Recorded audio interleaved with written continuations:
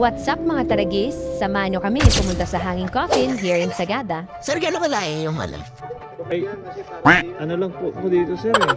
6 hours daw po yung... 6 hours. 6 hours daw.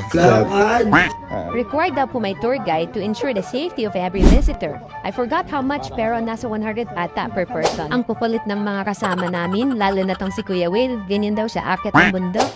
Kwento ni Ate Tour Guide, marami daw nililibing na mga broken-hearted dito. Yung iba nag-suicide, yung iba namatay sa lungkot dahil iniwan. Paano pag yung maraming babae na Meron din mga nakalibing simula pa nung World War I at World War II.